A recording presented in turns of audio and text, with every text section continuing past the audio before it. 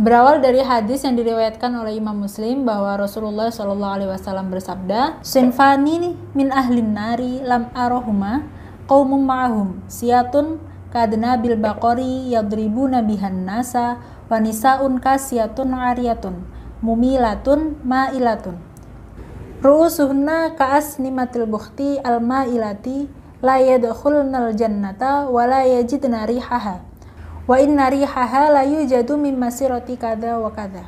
Rawahu Muslim. Ada dua golongan ahli neraka yang aku belum pernah melihatnya. Pertama, golongan yang membawa cambuk yang seperti seekor sapi, di mana dengan cambuk tersebut mereka mencambuki orang-orang. Yang kedua adalah golongan perempuan yang berpakaian tetapi telanjang, yang cenderung tidak taat kepada Allah dan mengajarkan orang lain untuk meniru perbuatan mereka. Kepala-kepala mereka seperti punuk unta yang miring, dan mereka tidak akan masuk surga dan tidak mencium baunya. Padahal sungguh bau surga akan tercium dari jala perjalanan ini seperti dari jala perjalanan sekian dan sekian. Kemudian dalam kitab Faidul Qadir dijelaskan bahwa asal-usul hadis ini adalah ditujukan kepada perempuan-perempuan yang mana menjadi nisaul ulama pada zamannya. Mereka cenderung menaikkan imamah mereka, menggelungnya di atas kepala dengan tujuan untuk membedakan status sosialnya dengan perempuan-perempuan yang lain, yang mana di sini tentu mengandung fakhron wa kibron, khuyala serta kibria. Oleh sebab itu, hal tersebut dilarang karena mengandung unsur yang tidak baik ataupun unsur kesombongan. Lalu kemudian yang perlu ditelisik lebih lanjut lagi adalah bagaimana sebetulnya bentuk punuk unta tersebut. Apakah punuk unta ini memang betul seperti yang digambarkan banyak beredar, yakni menggunakan cepol, itu termasuk dianggap sebagai punuk unta, atau sebetulnya bagaimana gambaran punuk unta di sini?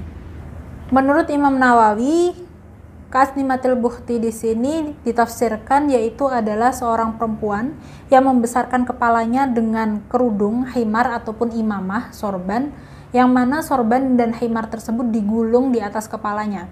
Jadi prakteknya itu himarnya digulung di atas kepalanya, bukan di belakang kepala. Ini betul-betul di atas kepala sehingga menyerupai punuk onta.